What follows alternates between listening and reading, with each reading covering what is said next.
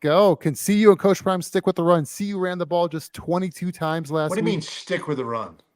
Can they try the run? Can they dead last in the country in the run? 62 offensive plays, 17 total yards with an average of 0.7 yards per carry is the average.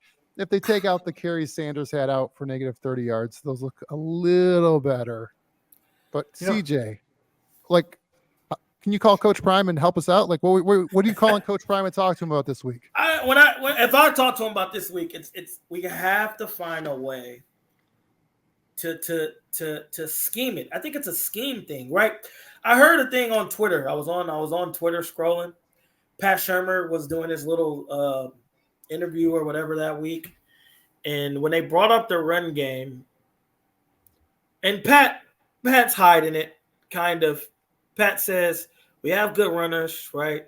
We have good linemen, right? We just, we got to run the ball, and he said it so vague, and it's like when I'm sitting there listening to it, because this is what I know about Pat Shurmur, and like I said, I don't know if Prime's handcuffing him.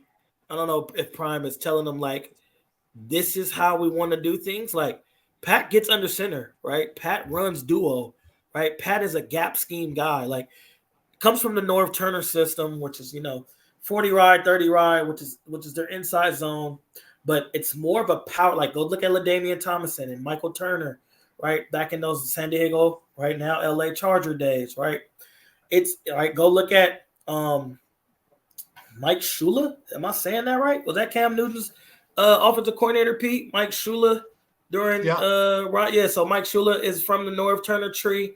And obviously you got the zone read because you got Cam Newton. But look at Jonathan Stewart. A lot of gap schemes, right? Not a lot of outside zone, right? Even with D'Angelo Williams, a lot of gap schemes going on, right? Where they're double teaming and pulling or pulling two and opposing their will on people. That is who Pat Shurmur is. That is not what you see, right, in Boulder. And I don't know if it's because Prime's like, hey, don't bring all that NFL stuff here, or let's keep it mixed. There's a lot more shotgun runs than it is under center runs where they can fire off the ball and come downhill. So that's what I would try to do if I was Pat in Pat's position as Prime. Like, Prime, if you really want to run the ball, right, I can still throw the ball 28 times with your son, right? To get the stats that he needs or to get whatever he needs for whatever, right? Those little allegations are out there, right? I don't think that's all about that. Now, obviously, they're trying to win the game. But if you want to make this easier for Shedeur, there's ways where I can get him to run the ball, and then ways I can put the ball in the belly and pull it out, and now we can take shots down the field with all this speed that we have on the outside with our receivers, right? Like, it's crazy. So if I was talking to Prime, that's what I would say. Like, you got to scheme up the run game because it's a lot of man blocking schemes, what they got going on right now. You got to scheme up the run game, right? That puts you in a position to get 3 to 4 yards of carry, hopefully 4 yards of carry, because that's what you want. And then off of that, when if you have good backs like you say they do, right? Then the scheme gets you 4, the back gets you 40, right?